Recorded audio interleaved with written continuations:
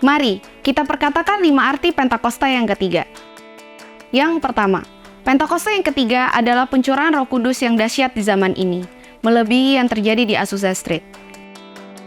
Yang kedua, Pentakosta ketiga akan mengakibatkan penuaian jiwa yang terbesar dan terakhir sebelum Tuhan Yesus datang kembali. Yang ketiga, Pentakosta ketiga akan membangkitkan generasi Yeremia, yaitu anak-anak muda yang dipenuhi Roh Kudus, cinta mati-matian terhadap Tuhan Yesus, tidak kompromi terhadap dosa, dan akan bergerak untuk memenangkan jiwa. Yang keempat, Pentakosta ketiga lahir di Indonesia dan bergerak ke bangsa-bangsa. Gerakan ini dari timur ke barat dan akan kembali ke Yerusalem. Yang kelima, Pentakosta ketiga akan memberikan kuasa untuk menyelesaikan amanat agung, dan setelah itu Tuhan Yesus datang kembali. Mazmur 91. Dalam lindungan Allah.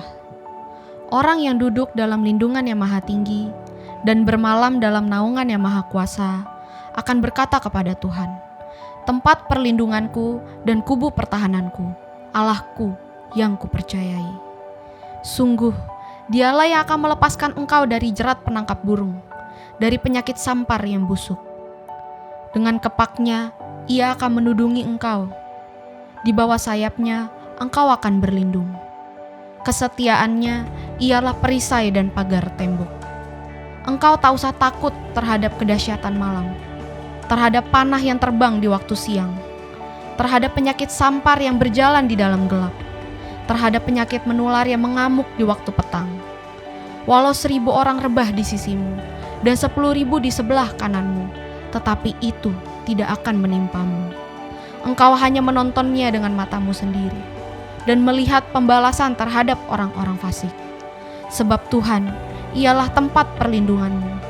Yang maha tinggi, telah kau buat tempat perteduhanmu. Malapetaka tidak akan menimpa kamu, dan tulah tidak akan mendekat kepada kemahmu. Sebab malaikat-malaikatnya akan diperintahkannya kepadamu untuk menjaga engkau di segala jalanmu. Mereka akan menatang engkau di atas tangannya, supaya kakimu jangan terantuk kepada batu. Singa dan ular tedung akan kau langkahi. Engkau akan menginjak anak singa dan ular naga. Sungguh, hatinya melekat kepadaku, maka aku akan meluputkannya.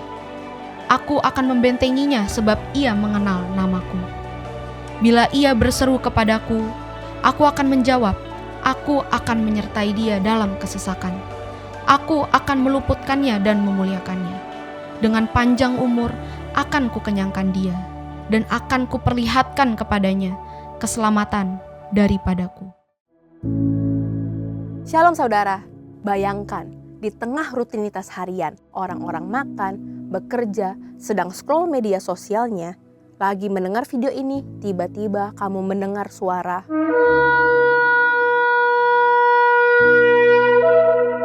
Dalam sekejap semuanya berubah.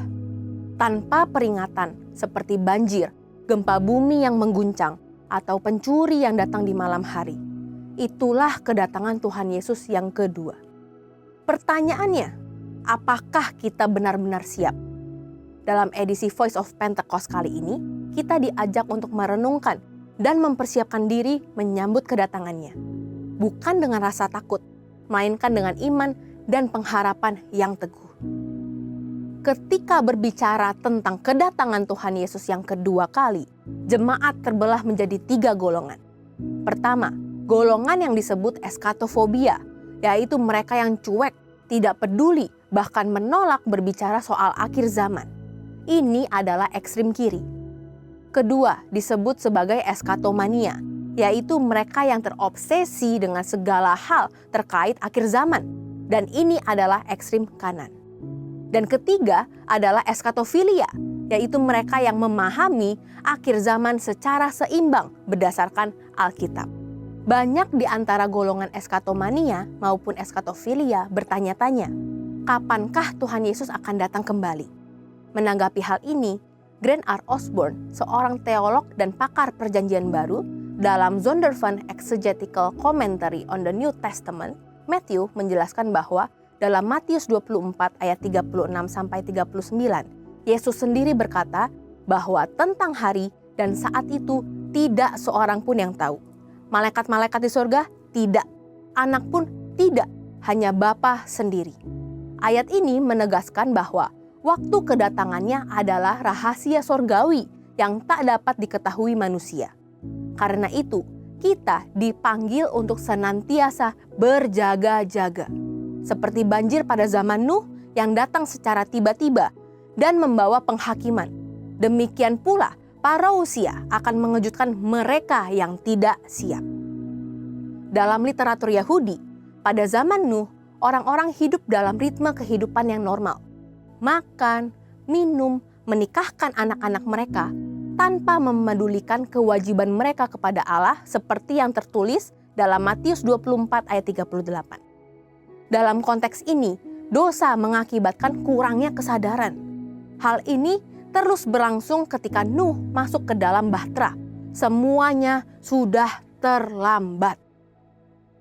Frasa tidak tahu apa-apa dalam Matius 24 ayat 39 bukan berarti tidak tahu, tetapi menolak untuk memahami. Mereka sengaja menolak tanda-tanda akhir zaman dan hidup seolah-olah semuanya baik-baik saja. Orang-orang inilah yang tergolong dalam kelompok eskatofobia. Orang-orang yang menjalani hidup seolah-olah Tuhan tidak akan pernah datang kembali. Dalam Perjanjian Baru, di dalam Yakobus 4 ayat 13-14, kita juga bisa melihat pola yang serupa. Orang-orang bekerja, merencanakan bisnis, dan melangkah berdasarkan ritme harian tanpa sedikit pun mempertimbangkan kehendak Tuhan. Tetapi justru di tengah rutinitas yang terlihat normal itulah Anak Manusia, sebagaimana dinubuatkan dalam Daniel 7 ayat 13-14 akan datang. Sebagai penghakiman yang tiba-tiba tanpa tanda yang eksplisit seperti banjir yang melanda di zaman Nuh. Kedatangannya akan mengejutkan banyak orang. Para pengikut Kristus mungkin mampu mengenali tanda-tandanya. Tetapi bagi mereka yang hidup tanpa kesadaran rohani, segala sesuatu akan tampak berjalan seperti biasa hingga akhirnya terlambat. Inilah bahaya dari kelengahan. Ketika hati tidak lagi peka dan hidup tak lagi terarah pada kedatangannya. Yesus juga menggambarkan kedatangannya seperti pencuri di malam hari. Tidak ada waktu untuk persiapan mendadak. Karena itu, Dia menasehati murid-murid untuk selalu berjaga-jaga. Kita tidak tahu kapan persisnya pencuri itu datang di jam malam hari. Tetapi kita bukan anak-anak kegelapan yang bingung. Kita adalah anak-anak terang yang selalu siap sedia karena waktunya sudah sangat singkat. Yesus menyadarkan murid-murid tentang akhir zaman, memberi nasihat supaya berjaga-jaga, dan memberi perumpamaan tentang hidup yang berjaga-jaga. Pertama, hidup sebagai pelayan yang bertanggung jawab atas jiwa-jiwa.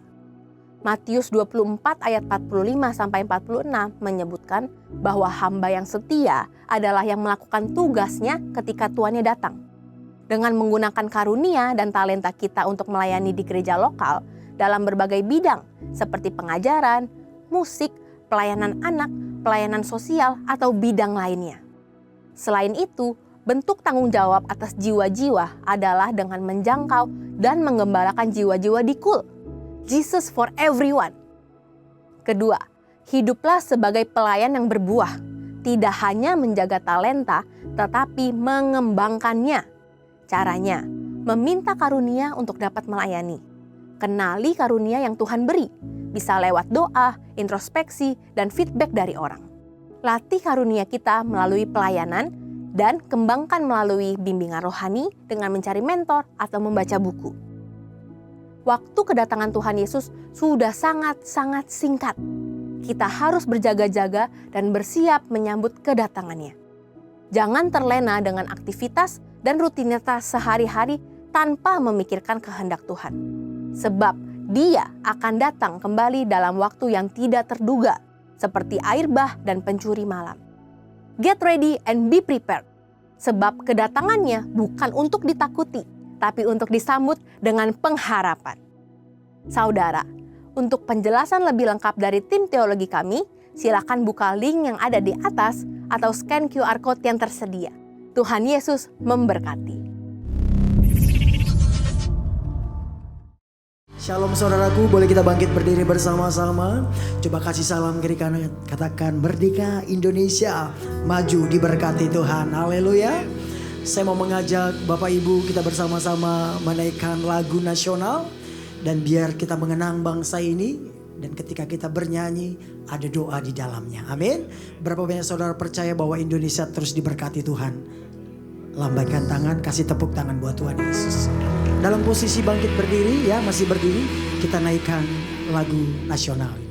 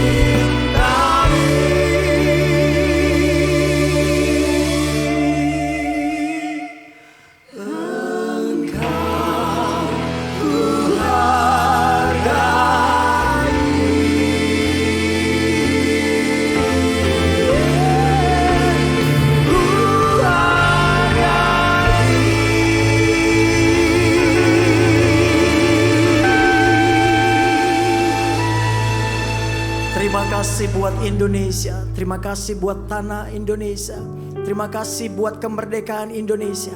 Kami percaya Indonesia ada di hati-Mu Tuhan. Kami bangga Tuhan ada di bangsa ini. Kami bangga ada di negeri ini. Dan Engkau pilih kami untuk kami terus berdoa buat bangsa kami Indonesia penuh kemuliaan-Mu. Di dalam nama Tuhan Yesus yang percaya bersama-sama katakan amin. Kasih tepuk tangan buat Allah kita. Silakan duduk kembali Bapak Ibu kasih Tuhan Yesus.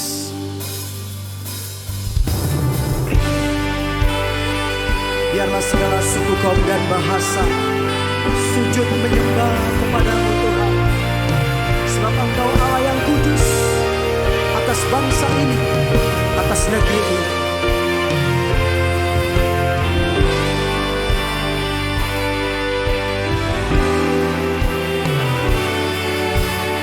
Besar dan ajaiblah karya-Mu, adil dan benarlah jalan-Mu, Raja segala bangsa yang maha kuasa, mulia nama-Mu. Boleh kasih tepuk tangan sekali lagi bagi Tuhan. Katakan besar dan ajaiblah karya-Mu,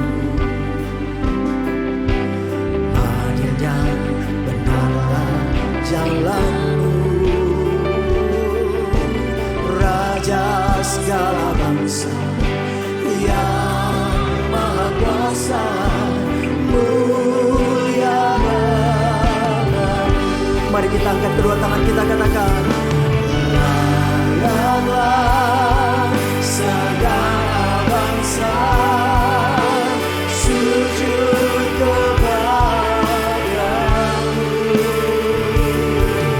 Sembahlah layak kudus, layak disembah.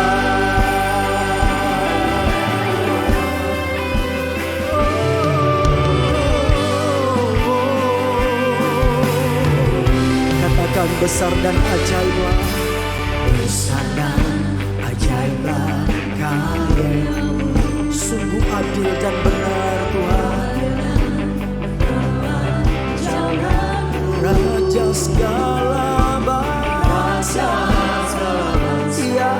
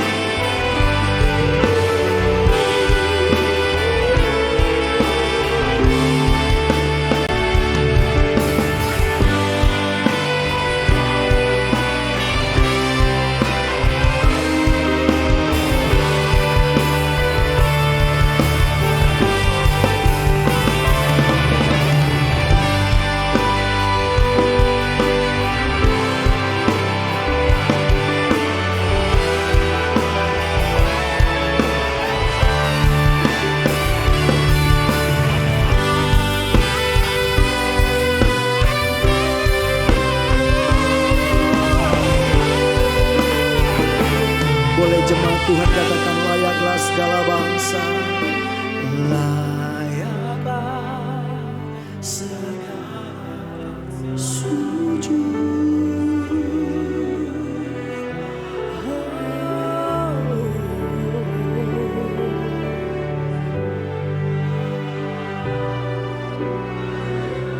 Kami sujud menyembah Engkau Tuhan, dari segala suku kaum dan bahasa.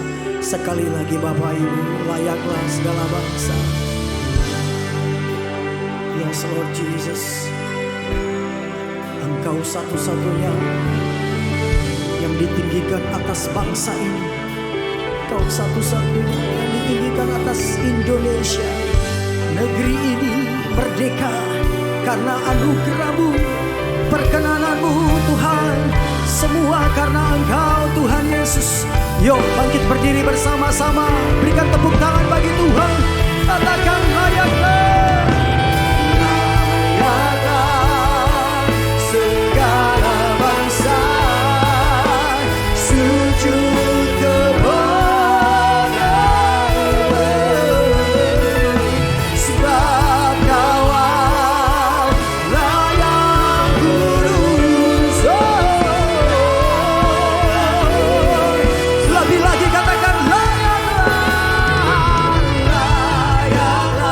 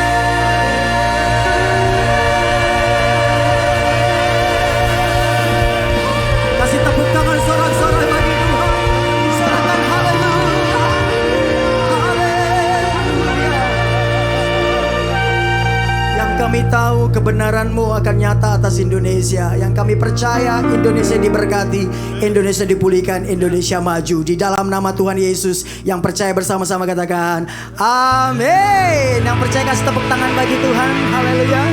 Coba kasih tos kiri kanan dan katakan merdeka bangsaku, merdeka buat engkau. Amin. Haleluya. Saya percaya bangsa kita merdeka karena anugerahnya Tuhan. Amin. Ada hal-hal yang tidak disangka, akhirnya Indonesia bisa merdeka. Hal yang luar biasa, amin. Dan perjuangan para pahlawan kita yang luar biasa. Boleh kita kasih tepuk tangan dulu. Haleluya.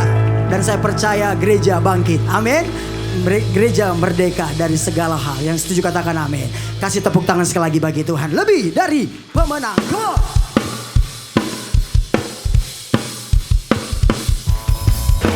Terpujilah Tuhan Allah yang memerdekakan hidup kami. Karena kebenarannya kami dimerdekakan. Haleluya.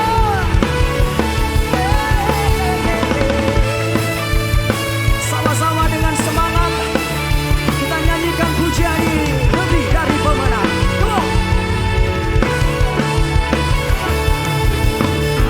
Dari pemenang dalam segala perkara.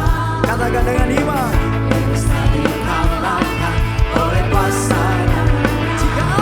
Jika Allah di pihak kita, siapa dapat melawan? Kita lebih, amin. Lebih dari pemenang, lebih dari pemenang dalam segala perkara. Bisa dikalahkan oleh kuasa dan katakan. Jika Allah di pihak kita, siapa dapat melawan? Kita lebih, yes, amin. Umat pemenang, lambaikan tangan sama-sama. Haleluya. Kibarkanlah pancingan, Yesus Raja segala raja. Haleluya. Bangkitlah gerejanya, kita lebih dari pemenang. Umat pemenang katakan amin. Haleluya. Mari sama-sama declare. Sekali lagi katakan lebih dari pemenang. Lebih dari pemenang dalam segala perkara.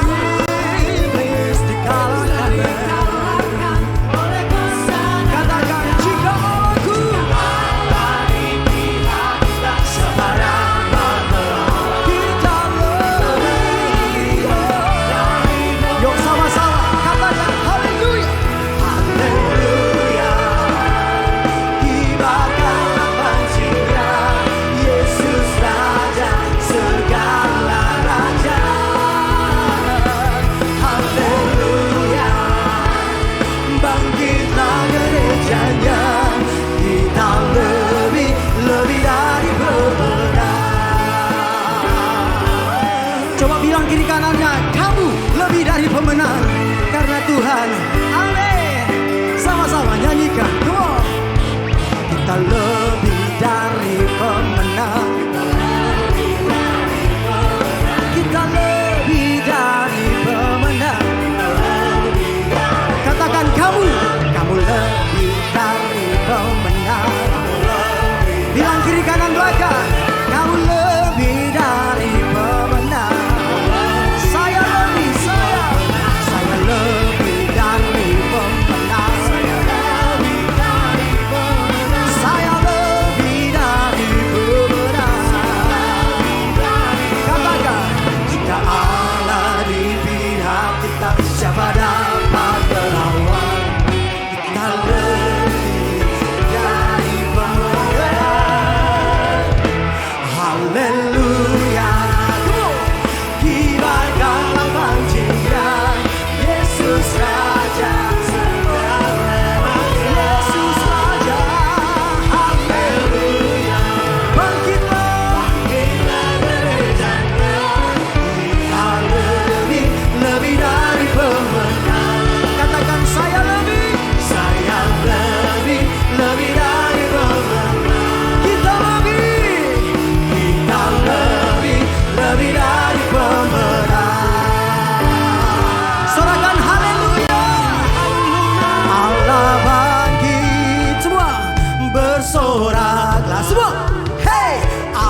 Allah bangkit. Semua injak iblis, come on. Musuh dikalahkan umatnya. Iblis telah kalah, amin. Sekali lagi Allah bangkit, come on. Allah bangkit, semua. Show. Mantap, luar biasa. Siap ya? Saya percaya ada kebangkitan di tahun ini, di hari ini. Amin.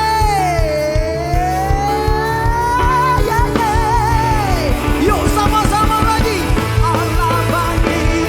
Allah bangkit bersorak. Semua.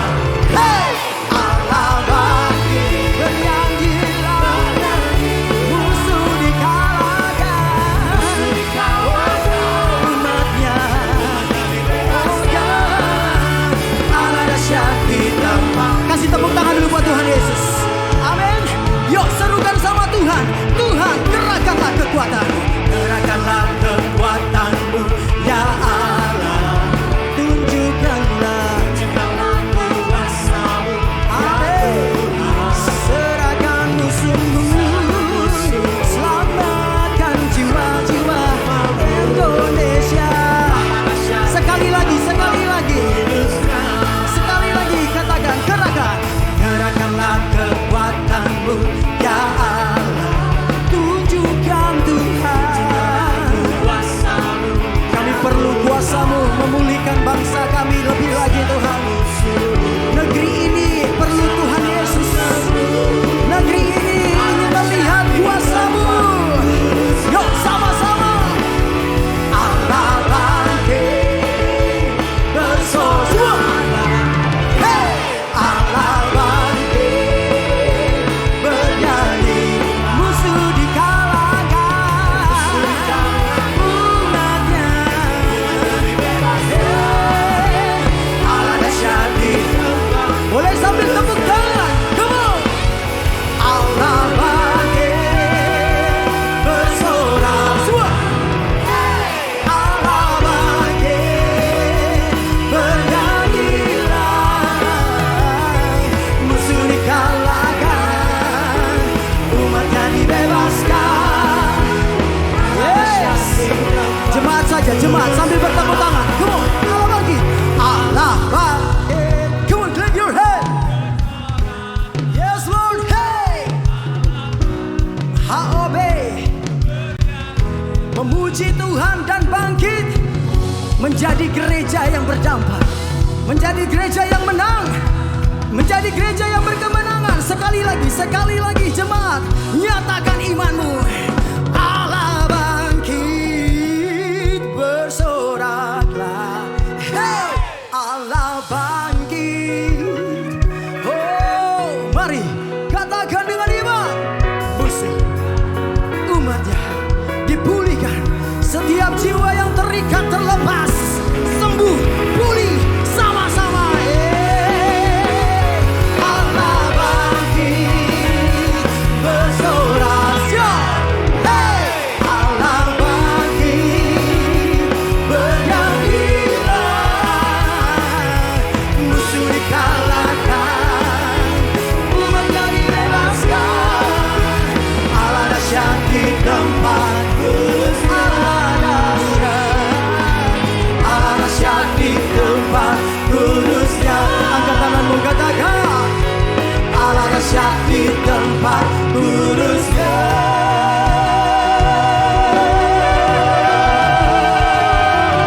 Sorakan haleluya. Kasih tepuk tangan buat Allah kita.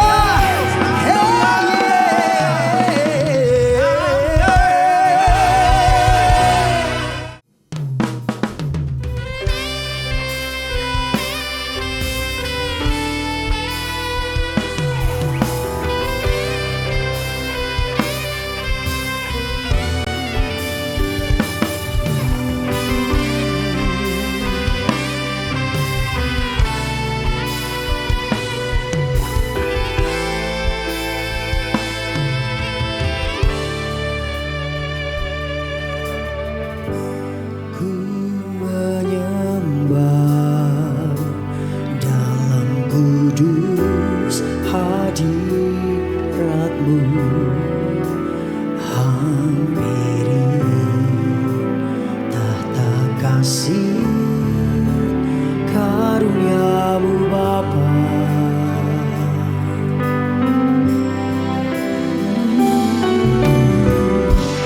Kekuatanku hanya dalam hadirat-Mu, Yesusku. Hanya Kaulah segalanya.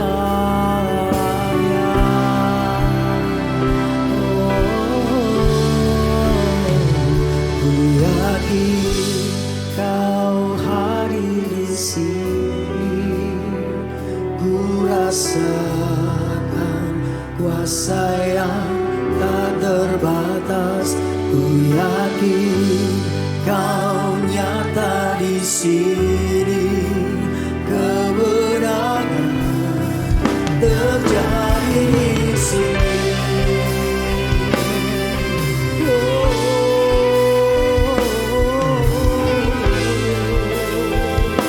Kami menyembah-Mu. Ku menyembah dalam kudus hadirat-Mu, hampiri tahta kasih karunia-Mu Bapa.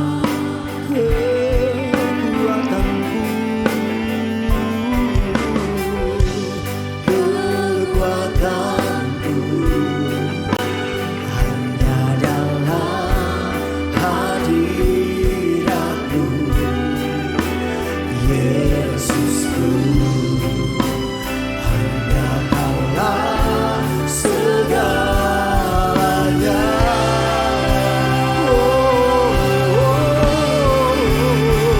Ku yakin Kau hadir di sini.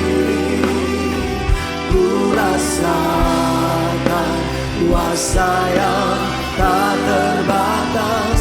Ku yakin Kau nyata di sini. Kemenangan terjadi di sini. Ku yakin Kau hadir di sini. Ku rasakan kuasa yang tak terbatas. Ku yakin Kau nyata di sini. Kemenangan terjadi di sini. Sejemput kita bangkit berdiri bersama-sama, katakan. Senang jiwaku memuji, sungguh besar, sungguh besar Kau Yesus. Segenap hatiku, senang hatiku,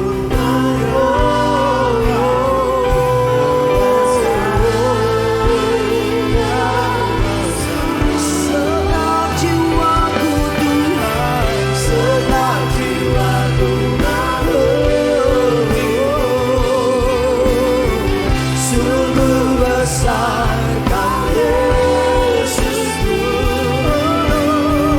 Senang hatiku menyembah-Mu.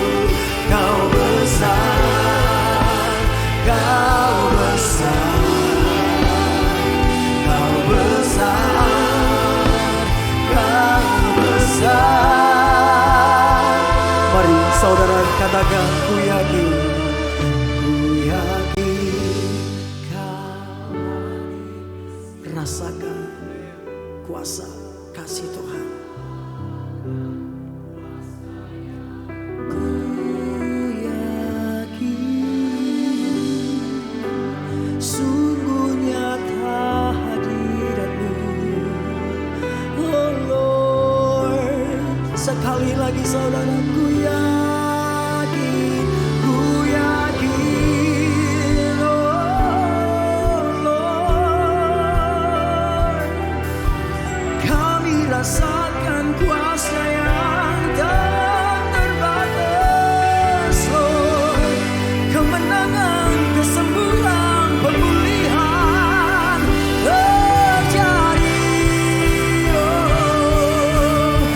kasih tepuk tangan buat Allah kita. Ku yakin Kau hadir di sini. Ku rasakan kuasa. I feel love in you, Jesus.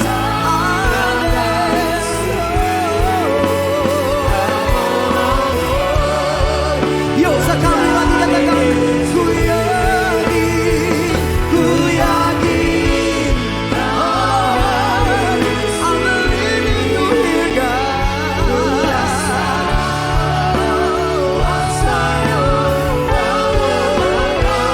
Ku yakin Kau nyata di sini. Kemenangan terjadi, kesembuhan terjadi, pemulihan terjadi di sini.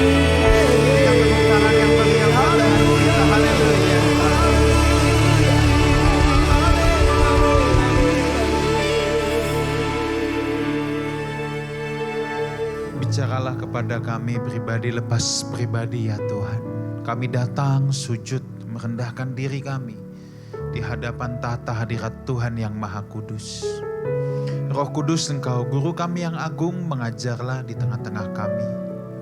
Terima kasih Tuhan, kami siap dengarkan isi hati Tuhan. Dalam nama Tuhan Yesus sama-sama kita katakan amin. Puji Tuhan, silakan duduk Bapak Ibu Saudara sekalian. Oke, apa kabar saudara?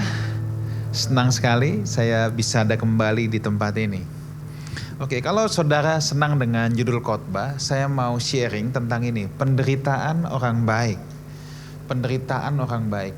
Kalau saudara mendengar kata penderitaan, apa yang pertama ada dalam benak kita? Pasti satu hal yang gak enak. Siapa sih yang mau menderita? Ya. Tapi masalahnya dalam Alkitab juga dikatakan orang percaya pasti mengalami penderitaan. Pasti setiap kita itu pernah mengalami yang namanya penderitaan dalam hidup. Nah, kalau kita bicara penderitaan, maka ada dua sumber penderitaan. Yang pertama adalah penderitaan karena dosa, tapi bukan ini yang saya mau ngomongin. Tapi kalau ada orang yang menderita karena dosa, solusinya adalah bertobatlah. Oke, clear. Misalnya, orang kesulitan keuangan terus karena dia suka judi. Ya udah, bertobat, jangan judi lagi, kan gitu. Nah, tapi yang saya mau ngomongin adalah penderitaan orang baik. Penderitaan orang baik adalah penderitaan yang kita alami bukan karena kesalahan kita. Ya. Khotbah ini lahir lewat pembelajaran dan apa yang saya sendiri alami. Ketika orang-orang di sekitar saya yang saya kasihi, tiba-tiba ujuk-ujuk, gak ada hujan, gak ada badai, divonis. Ada yang divonis cancer, ada yang sudah sembuh divonis relapse, padahal sudah bebas 7 tahun. Ya. Penderitaan orang baik ini bisa datang dalam bentuk apapun. Ya. Bisa datang dalam bentuk apapun. Tapi intinya itu bukan karena kesalahan kita, tapi tiba-tiba kita harus mengalaminya. Atau orang-orang yang ada di sekeliling kita, ada orang lain lagi baik-baik, tiba-tiba tokonya kebakaran, dan lain sebagainya. Setiap kita pasti pernah atau suatu saat kita sangat mungkin berhadapan dengan itu. Baik kita sendiri yang alami, bentuknya bisa beda-beda. Saya bukan mengharapkan yang buruk terjadi sama kita, enggak. Tapi saya harus katakan, kita bisa mengalami itu, atau orang-orang yang kita kasihi bisa saja mengalami hal-hal yang sangat tidak enak. Itu yang saya sebut dengan penderitaan orang baik.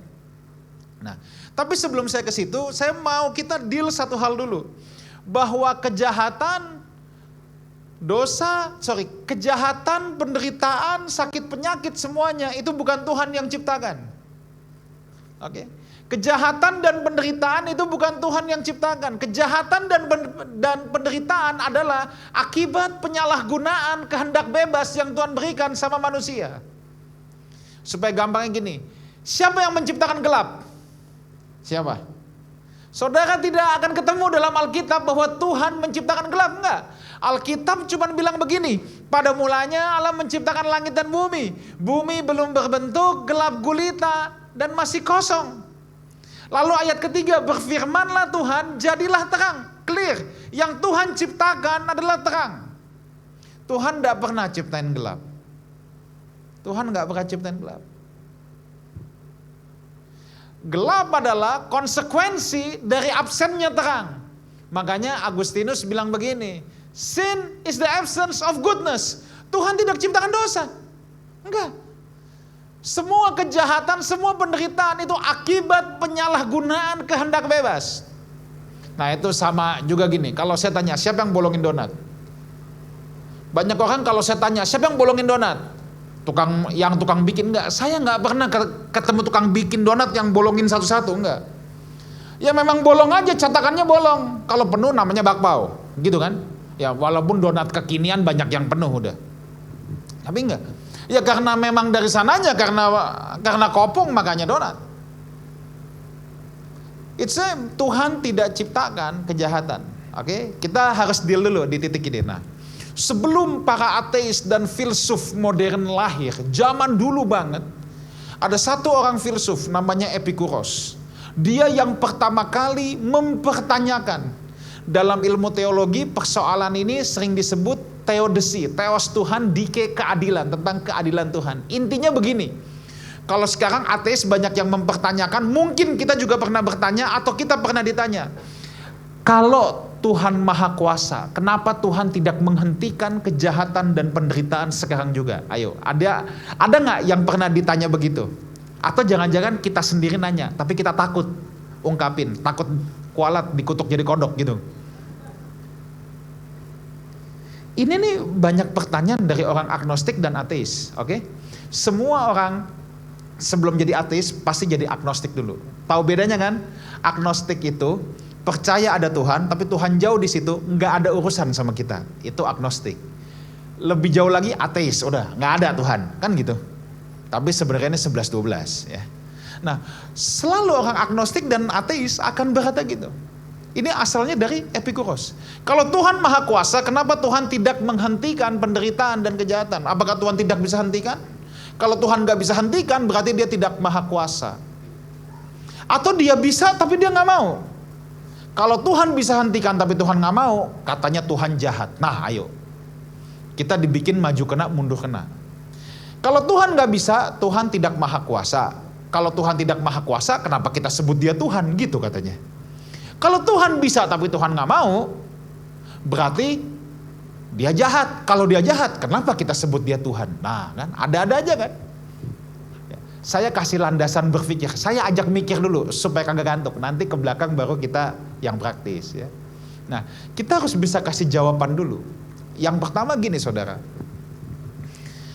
bahwa betul Tuhan Maha Kuasa, tapi kemahakuasaan dia tidak bisa menabrak sifat-sifat dia yang lain. Buktinya ada hal loh yang Tuhan tidak bisa lakukan. Tuhan gak bisa berdusta. Alkitab mencatat itu. Karena dalam diri Tuhan gak ada dosa. Tuhan tidak akan bisa berbuat dosa. Dalam dirinya tidak ada dosa. Dalam dirinya hanya ada kekudusan. Lalu ini, saya ambil contoh yang ekstrim ya. Saya ambil contoh yang ekstrim. Saya harus bilang dulu gini. Kemahakuasaan Tuhan bisa untuk menghentikan kejahatan dan penderitaan sekarang juga. Tetapi saya juga harus kasih antitesenya. Karena dia Maha Kuasa, dia juga berhak untuk tidak hentikan sekarang juga. Halo? Kalau orang ateis suka menuntut kita, kalau Tuhan bisa, kenapa Tuhan gak hentikan semua penderitaan sekarang juga? Ya, saya harus katakan, kemahakuasaan dia juga membuat dia berhak untuk tidak menghentikan sekarang juga. Saya ambil contoh yang paling ekstrim. Misalnya Pak Ivan benci sama kecoa ya Pak ya. Misalnya doang Pak, benci banget sama kecoa. Pertanyaan saya, Pak Ivan punya gak abilitas untuk membunuh kecoa? Ya pasti punya dong. Ya kan? Sekalipun di sini ibu-ibu takut kecoa, ibu-ibu tetap punya abilitas untuk membunuh kecoa. Ya kecoa tinggal diinjak, tinggal digeprek pakai sendal ya kan? Oke, sekarang misalnya Pak Ivan punya kemampuan untuk membunuh kecoa, dan Pak Ivan benci sekali dengan kecoa, seperti Tuhan benci dengan dosa. Tapi persoalannya, di mobil Pak Ivan nongol terus kecoa. Lalu Pak Ivan bawa ke tempat cuci mobil, divakum semua, kecoanya muncul lagi. Pertanyaan saya, Pak Ivan tetap punya nggak abilitas buat mengenyahkan semua kecoa itu? Punya ya Pak ya? Pasti punya. Saya ambil contoh ekstrim ya Pak ya. Misalnya dibakar mobilnya. Saya harus kasih contoh ekstrim biar nyantol. Misalnya dibakar. Punya nggak opsi lain? Punya. Misalnya Pak Ivan mau ganti mobil. Tapi dia punya rencana yang lain. Anda tidak bisa maksa dia ganti sekarang juga loh. Kalau dia ya udahlah, dia biarkan dulu ada kecoa sambil tetap dibersihin. Tapi dia sudah punya plan. Dia mau ganti mobil, mungkin tahun depan, mungkin 2 tahun lagi, suka-suka dia dong. Nah, orang-orang ateis itu suka maksa Tuhan menghentikan sekarang juga. Tapi dia lupa Tuhan juga berhak untuk tidak menghentikan sekarang juga. Mungkin saja dia punya rencana yang lain. Kalau Tuhan mau hentikannya tahun depan emang kenapa? 10 tahun lagi emang kenapa? Hak Tuhan, karena dia maha kuasa. Nah udah, saya berfilsafatnya cukup. Sekarang kita masuk yang praktis. Biar saudara nggak pusing. Ya, nanti keluar-keluar itu tadi pendeta ngomong apa sih muter-muter gitu lagi. Di Alkitab ada loh tokoh yang hidupnya lagi baik banget dia. Tapi tiba-tiba bertemu dengan penderitaan orang baik. Siapa dia? Siapa? Ayub. Saudara udah hafal luar kepala pasti itu. Kita tahu semua Ayub. Lagi baik-baik, orang saleh, tiba-tiba kena tsunami kehidupan. Lalu Ayub dalam ketabahannya, teman-temannya mulai kasih komentar, mulai bikin teori ini itu. Sampai satu kali Ayub harus mengakui. Ayub 37. Coba kita lihat. Ayub 37. Semua ada di PPT. PPT tinggal ikut aja. Oke, Ayub 37 ayat yang kelima. Allah mengguntur dengan suaranya yang mengagumkan. Ia melakukan perbuatan-perbuatan besar yang tidak tercapai oleh pengetahuan kita. Semua penderitaan orang baik itu di luar pengetahuan kita. Pasti. Yang namanya penderitaan orang baik itu pasti di luar pengetahuan kita. Kita nggak ngerti. Kadangkala itu jadi misteri dalam hidup kita. Kita hanya bisa bertanya, kenapa ya Tuhan? Tapi rupanya ada satu titik. Ayub mulai nggak tahan juga dengan situasi itu. Dia mulai komplain agak keras sama Tuhan. Sampai dia bertanya sama Tuhan. Tuhan jawab sih, jawabannya keren banget. Tapi kalau Tuhan tanya begini, kalau Tuhan jawab begini kepada saya, mungkin saya bisa bingung sendiri dan grogi sendiri. Coba lihat apa jawab Tuhan sama Ayub. Ayub 38 ayat 4. Yub, di mana kamu Yub waktu aku meletakkan dasar bumi? Kamu ngerasa dirimu tahu Yub? Punya teori-teori atas misteri yang aku lakukan? Kalau kamu punya pengetahuan, ceritain dong Yub. Nah coba, kira-kira coba, saudara bayangkan kalau Tuhan jawabin kita begini gimana coba? Ceritain dong kalau kamu punya pengetahuan, kamu di mana waktu aku meletakkan dasar bumi? Dalam cerita Ayub kemudian kita memahami bahwa ada ini yang pertama nih, di balik semua penderitaan orang baik, ada yang namanya ini, behind the scene. Di balik layar. Orang yang sedang menjalani itu nggak tahu, namanya juga behind the scene. Kita kan tahu karena kita di luar. Kita baca Alkitab, kita lihat kisah Ayub, kita tahu adanya behind the scene. Tapi Ayub yang menjalani, Ayub nggak tahu adanya behind the scene. Dengar baik gini, kalau kita sedang menjumpai penderitaan orang baik, mungkin saja ada behind the scene yang kita nggak tahu. Mungkin kita baru tahu nanti kalau kita ketemu Tuhan. Tapi ini bukan hanya persoalan behind the scene. Saya lanjut lagi. Dalam penderitaan orang baik juga ada unsur ini. Bahwa sebenarnya manusia itu bukan dalam posisi yang berhak memutuskan sesuatu baik atau tidak baik. Good or bad itu bukan wilayah manusia. Sebenarnya yang berhak menyatakan baik atau tidak baik itu Tuhan. Kejadian pasal yang pertama, setiap hari habis penciptaan Tuhan berkata baik, baik. Sampai Kejadian pasal 1 ditutup di ayat yang ke-31. Wahine etov meot, sungguh amat baik. Tuhan yang kasih label baik. Kita masuk di Kejadian pasal 2, pertama kalinya Tuhan juga yang kasih label tidak baik, ya kan? Itu Kejadian 2 ayat 18. Tidak baik manusia seorang diri. Nah, masalah muncul itu di Kejadian pasal 3. Ayat yang kelima kita lihat. Ketika ular mulai menggoda manusia dan ular kasih tahu. Kamu tahu nggak, Wak? Kan ngomong sama Hawa ya. Kamu tahu nggak, Wak? Kenapa kamu nggak boleh makan? Soalnya Tuhan tahu kalau kamu makan, matamu terbuka, kamu akan menjadi seperti Allah. Nanti kamu juga ikutan tahu loh apa yang baik dan apa yang jahat. Di sini manusia memutuskan untuk mengambil otonomi moral untuk ikut memutuskan good or bad. Di sini masalahnya. Dengar baik ini, sekali lagi. Manusia bukan pada wilayahnya untuk memutuskan sesuatu good or bad. Percaya nggak? Percaya nggak? Nggak, saya buktikan sekarang. Ini cerita doang.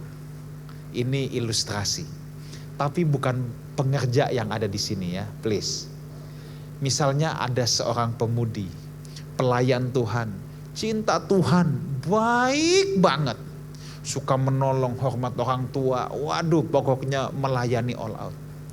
Dia habis pelayanan, turun panggung, kakinya keserimpet kabel, jatuh tulangnya retak. Bukan yang di sini, ingat. Pertanyaan saya, good or bad? Saudara tahu bahasa Indonesia nggak? Oke, dalam kasus ini, good or bad? Good or bad? Bad. Oke, ceritanya belum selesai. Bad ya? Oke, bad. Lalu dia ke rumah sakit. Ketemu dokter ortopedi. Muda, baru lulus, ganteng. Suka sama dia. Akhirnya dia dirawat, sembuh. Karena dia suka, dipacarin, akhirnya menikah. Good or bad? Lah, tadi bad. Yakin good? Yakin? Oke, 4 tahun kemudian ada suster cantik godain dia. Lalu dia selingkuh, ketahuan, terus bercerai. Good or bad? Pak, cerita kayak gini bisa saya terusin sampai minggu depan, Pak. Saya hanya sedang menunjukkan bahwa manusia tidak dalam kapasitas untuk memutuskan sesuatu good or bad. Trust me. This is not our capacity. Makanya ada cerita hikayat Cina kuno, ini cerita yang sangat populer di Cina, ya. Mungkin Bapak Ibu Saudara juga udah pernah dengar cerita ini. Ada seorang warga satu desa yang punya kuda jagoan, kuda yang sangat hebat sekali, kuda juara lah ini, kuda alfa, kuda juara. Satu kali kudanya hilang. Dia sedih, dia murung, dia bilang amsyong bener ini kuda kesayangan gua, kuda paling bagus hilang. Beberapa hari kemudian kudanya pulang, karena kuda alfa dia bawa kuda-kuda lainnya dari tengah hutan. Katakanlah dia bawa 4-5 ekor yang lain. Lalu dia bilang lagi, hoki gua punya kuda ini. Dia pergi sebentar pulang, dia bawa balik kuda-kuda liar. Sekarang gue punya kuda ekstra 4-5 biji. Hoki gue punya kuda ini. Dia senang, dia makin sayang sama kudanya. Dia suruh anaknya, coba kamu bersihin, latih kuda-kuda itu. Karena kuda masih liar, anaknya kena sepak, singkat cerita anaknya luka berat, cacat. Lalu dia meratap lagi, Amsyong tawan lu gak usah bawa kuda lain, cukup lu sendiri, anak gue kagak cacat begini. Karena di Cina kuno zaman itu dalam situasi perang, ada kepala pasukan yang datang ke desa itu, semua anak laki-laki wajib militer harus ikut perang. Tapi anaknya dia gak dibawa karena cacat. 3 bulan kemudian dapatlah kabar bahwa semua yang pergi meninggal dunia. Lalu si ayah bilang lagi, hoki kamu nak cacat, kalau nggak mati kamu. Tahu ya, dalam hidup ini kita sering kali bertemu dengan satu peristiwa, kita dengan mudah untuk menilai bad, good. Hari ini kau bilang bad, belum tentu tahun depan itu bad. Hari ini kau bilang good pun belum tentu tahun depan kau bilang good. Jangankan tahun depan, besok juga belum tentu. Karena bukan kapasitas manusia sih yang bisa menilai sesuatu good or bad. Sebab ternyata gini, dalam Alkitab ada loh yang kisah hidupnya kalau kita lihat semuanya bad. Mau tahu siapa? Siapa? Yusuf. Dibuang ke sumur, good or bad? Bad. Dijual jadi budak ke Mesir, good or bad? Udah jadi budak difitnah, good or bad? Udah difitnah dimasukin penjara, good or bad? Tapi dengar baik ini, Kejadian 45 kita lihat.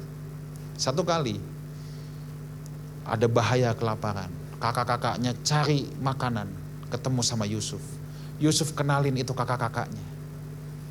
Yusuf kasih tahu siapa dirinya. Kakak-kakaknya udah ketakutan setengah mati. Kakak-kakaknya dalam hati pasti bilang, modar, mati gua kali ini. Dulu kita jahatin adik kita, sekarang kita mati pasti. Tapi lihat, Yusuf kok bisa ya pandangannya gini. Yusuf gak dendam sama kakak-kakaknya.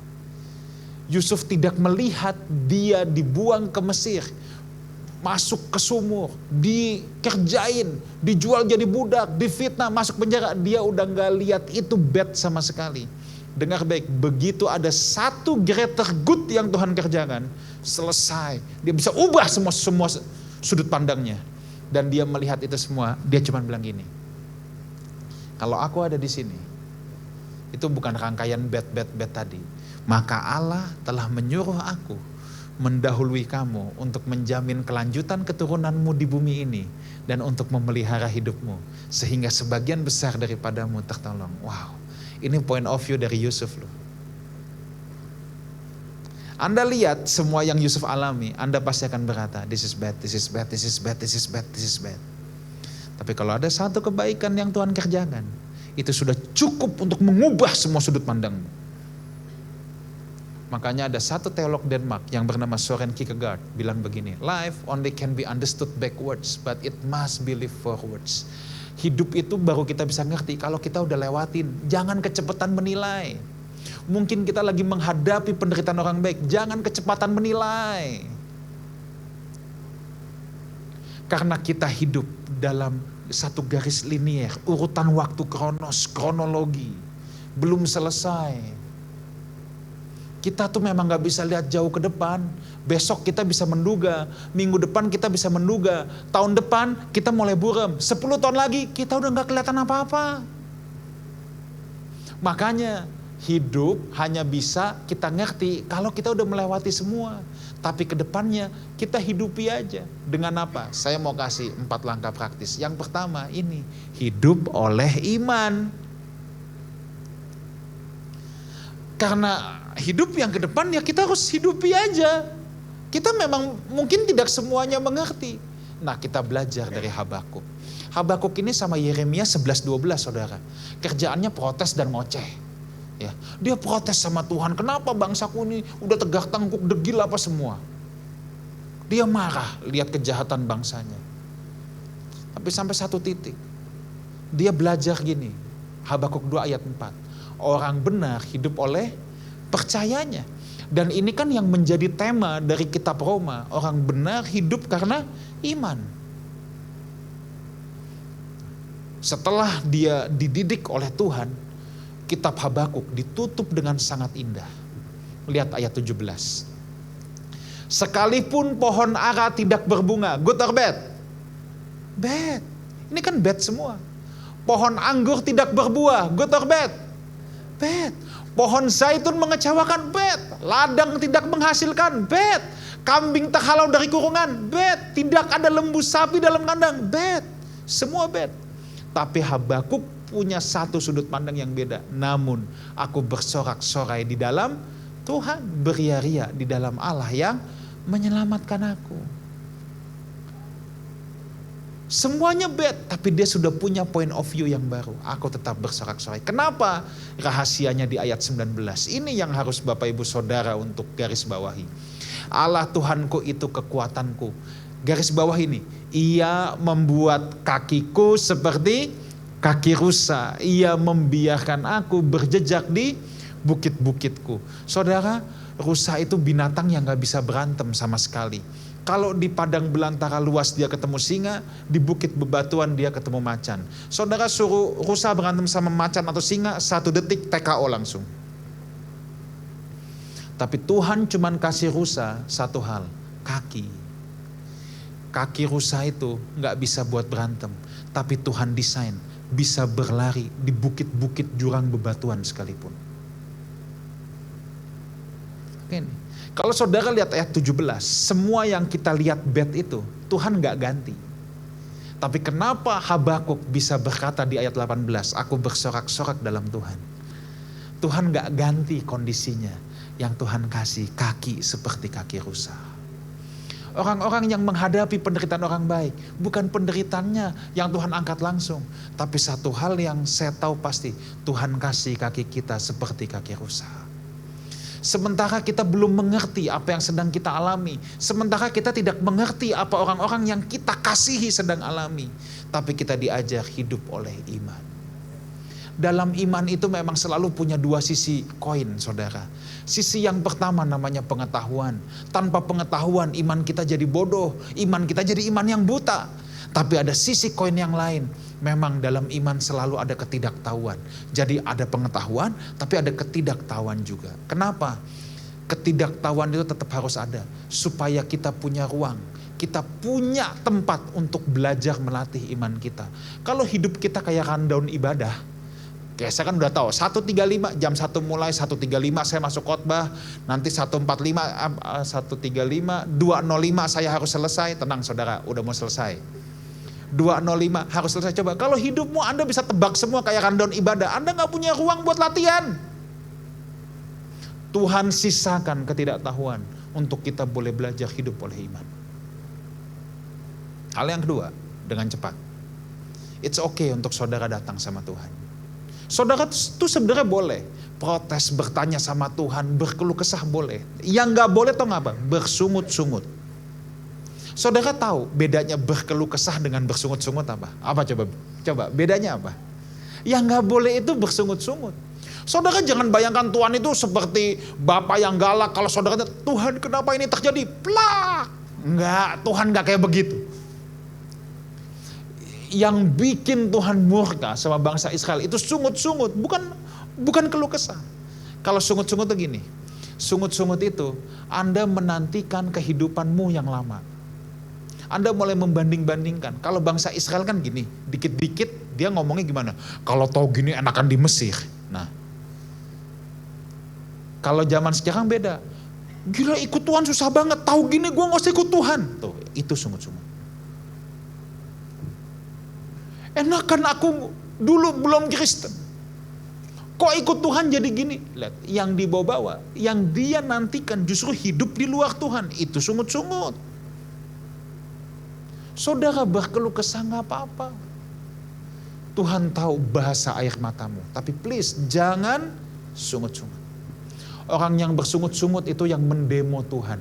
Tahu demonstrasi? Ketidakpuasan. Seringkali demonstrasi diiringi dengan tuntutan untuk turun. Orang yang bersungut-sungut itu sebenarnya dia bilang ini, Tuhan gak becus ngaturnya. Coba Tuhan turun bentar, saya yang naik gantiin. Nah itu kira-kira gitu. Yang ketiga, ketahuilah, semua penderitaan yang saudara alami, Yesus sudah mengalaminya. Tidak ada penderitaan manusia yang Yesus tidak alami. You name it. Saudara bilang, pastor saya lagi kesulitan keuangan, Yesus datang dalam kemiskinan. Saudara bilang, saudara dikhianati, Yesus dikhianati. Saudara bilang, saya gak dipercaya. Sama saudara pun udah gak percaya sama saya. Yesus juga gak dipercaya. Sampai dia bilang nabi ditolak di kampungnya sendiri. Ayo. Saudara sakit, Yesus merasakan penderitaan badani yang sangat luar biasa. Tidak ada penderitaan yang Yesus tidak pernah alami. Tapi kabar baiknya, dia menang, dia lewatin itu semua. Nah sekarang begini, seandainya kita punya kesulitan finansial yang sangat hebat, lalu saudara diperhadapkan oleh 3 konselor, 3-tiganya top, 3-tiganya hebat, kasih saran yang tokcer. Konselor yang pertama bilang, konselor yang pertama dia berasal dari keluarga yang sangat kaya, dari lahir anak sultan. Dari dia tahu naik pesawat, naiknya selalu minimal business class, lebih banyak di first class. Nah ini konselor pertama. Konselor yang kedua, dari lahir kere banget susah, sampai sekarang juga masih kere banget, tapi dia konselor hebat, kasih saran pokoknya hebat. Atau konselor yang ketiga, lahirnya sulit, tapi dia sekarang bisa berdiri di atas kaki sendiri, walaupun tidak kaya seperti konselor pertama. Anda mau ke konselor yang nomor berapa? Berapa? Kenapa yang 3? Kenapa enggak yang pertama? Kenapa? Karena Anda akan bilang, percuma, lu tuh gak tahu susahnya gue, ya gak? Kenapa Anda gak mau datang ke yang kedua? Lu aja susah, mau nolongin gue lagi, gitu kan? Nolongin diri lu sendiri aja kagak bisa. Tapi Anda pasti pilih yang ketiga. Kalau Anda pilih yang ketiga, Anda tepat datang sama Yesus. Sebab dia merasakan semua penderitaan manusia, dan dia sudah melewatinya. Hal yang keempat, yang terakhir, memang ada penderitaan orang baik. Memang ada hal-hal yang kita tidak mengerti sekarang. Tapi ketahuilah, Tuhan pasti satu saat menghentikan semua itu. Sebab Tuhan sudah bilang, dia menjanjikan langit yang baru dan bumi yang baru. Yang tidak ada lagi dosa, tidak ada penderitaan, tidak ada air mata. So, kalau saudara mengalami, atau satu hari nanti, mungkin kita mengalami, orang-orang di sekeliling kita mengalami apa yang namanya penderitaan orang baik. Tetap berjalan, hidup oleh iman, saya percaya Tuhan bikin kaki kita seperti kaki rusa. Jangan cepat-cepat nilai this is good or this is bad. Sebab dia, Tuhan yang tidak pernah meninggalkan kita. Amin. Kita bangkit berdiri, kita datang sama Tuhan. Yuk, apapun keadaanmu, kita bilang sama Tuhan, sungguh indah. Refnya saja. Apapun yang saudara alami sekarang, bilang sama Tuhan, sungguh indah, sungguh besar. Sungguh besar pengorbananmu bagiku, terlalu dalam untuk dimengerti. Sungguh besar.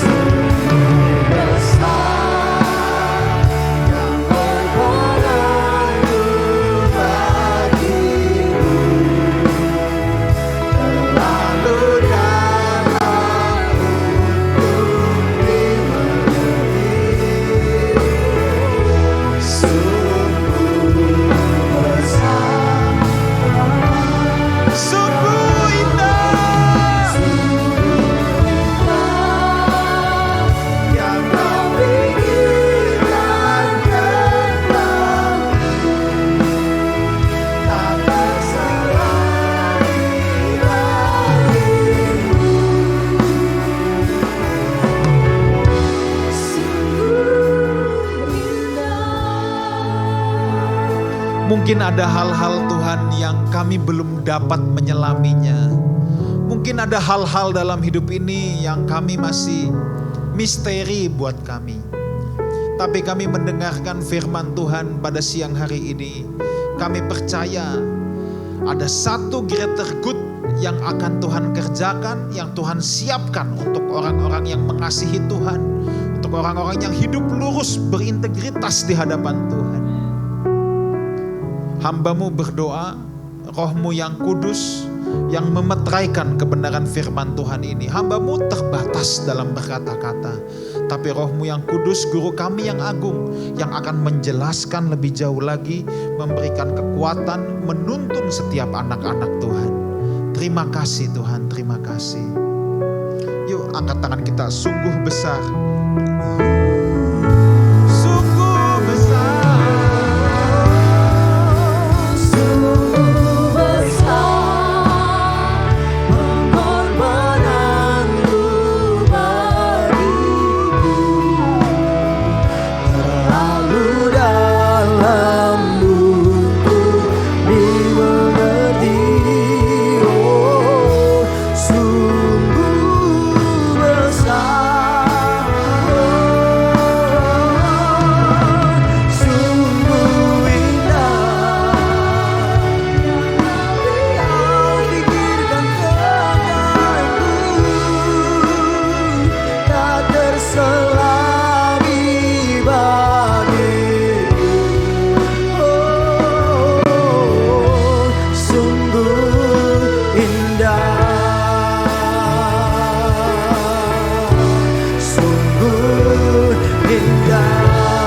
Katakan sungguh indah, sungguh indah.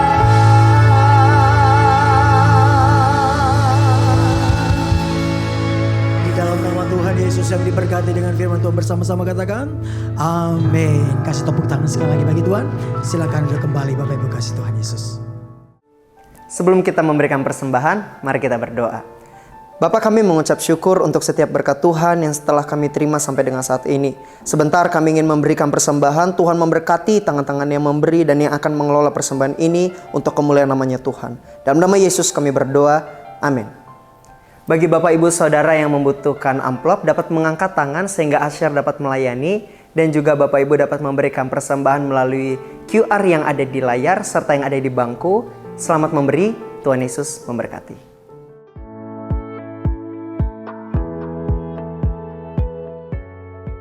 Dan berikut adalah pengumuman Puri Intergen Church minggu ini. Mari bersama-sama beribadah dan mengalami hadirat Tuhan dalam kesatuan generasi di Ibadah Intergen Prayer setiap Selasa jam 7 malam di ruangan Revival Gedung House of Blessing. Hai wanita-wanitanya Tuhan, mari datang dalam ibadah Women in Christ setiap Kamis jam 10 pagi di GBI Purindah Mall Basement G4 Zona Merah. Kenapa sih Tuhan ciptakan Hawa bagi Adam? Di tengah-tengah banyak tugas yang Tuhan berikan sama dia lihat Adam kewalahan. Makanya dia bilang, aku akan menjadikan seorang penolong yang sepadan. Manusia sendiri itu adalah makhluk sosial. Makhluk yang selalu berinteraksi dengan orang lain. Dunia mengatakan, ngapain kamu nambah beban sih? Kita tidak memandang pasangan kita itu penolong. Itu dunia yang selalu tiupkan gitu loh. Padahal Tuhan tuh nggak begitu sebetulnya. Itu dalam pernikahan Tuhan bilang gini, 2 di antara kamu sepakat meminta apa saja kepada Bapa di dalam namaku, kata Tuhan Yesus, Bapa akan memberikannya. Jadi di situ tuh dalam kesepakatan itu sebetulnya ada sesuatu yang powerful. Karena Tuhan tahu nggak mudah hidup di dalam dunia ini, nggak mudah di dalam perjuangan sebagai karyawan, pengerja, atau sebagai profesional dan lain sebagainya. Sebagai hamba Tuhan juga, dia perlu kesepakatan dengan seseorang yang menghadirkan kuasa Tuhan di dalamnya.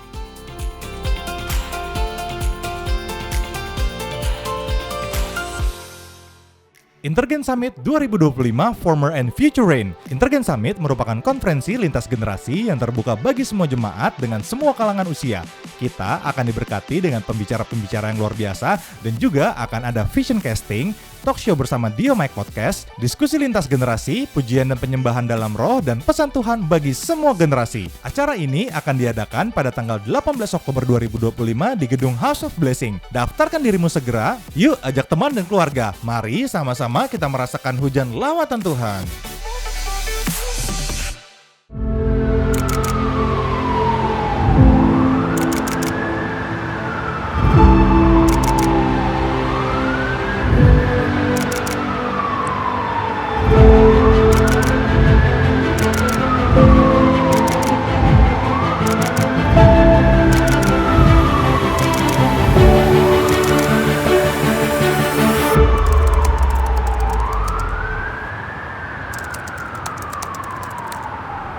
I feel something very strong about Indonesia, that God is going to do something very significant in Indonesia.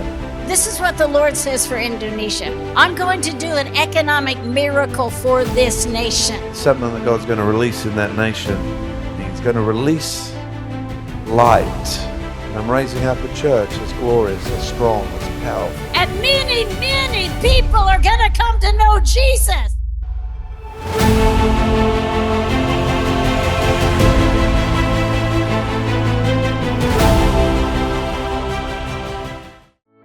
Demikian pengumuman untuk minggu ini. Bagi Bapak Ibu Saudara yang membutuhkan informasi lebih lanjut, dapat menghubungi counter yang ada di depan. Dan juga jangan lupa follow sosial media kami untuk update lainnya. Happy Sunday and God bless you. Yuk mari Bapak Ibu Saudara sekalian, sebelum kita mengakhiri ibadah ini, saya undang untuk bangkit berdiri dan kita akan berdoa untuk memohonkan berkat daripada Tuhan. Terima kasih ya Tuhan, kami mengucap syukur buat siang hari ini. Bahwa di tengah-tengah pada hari ini kami merayakan ulang tahun kemerdekaan negara kami yang ke-80. Kami percaya sesungguhnya di dalam Engkau kami memiliki kemerdekaan itu. Di dalam Engkau kami dilepaskan daripada belenggu dosa. Dan kami bersyukur karena Engkau Tuhan yang hidup, yang membawa diri kami sampai kepada kemenangan yang sempurna. Terima kasih ya Tuhan. Terima kasih buat firman-Mu yang membebaskan kami. Kami tahu kami hidup bukan karena melihat, tapi karena percaya kepada-Mu. Dan biarlah sebelum kami berpisah, kami mau angkat tangan kami dan turunkanlah berkat-Mu kepada setiap kami. Kiranya Tuhan memberkati Engkau dan melindungi Engkau. Kiranya Tuhan menyinari Engkau dengan wajahnya dan memberikan Engkau kasih karunia. Kiranya Tuhan menghadapkan wajahnya kepadamu dan memberikan Engkau damai sejahtera. Dan kiranya berkat yang terbaik daripada Allah Bapa di dalam putranya yang tunggal Tuhan Yesus Kristus. Dan melalui persekutuan yang manis dengan Roh Kudus menyertai hari kita mulai hari ini. Sampai Maranatha, bahkan sampai selama-lamanya. Mari kita orang yang percaya dari berkat Tuhan katakan sama-sama. Amin.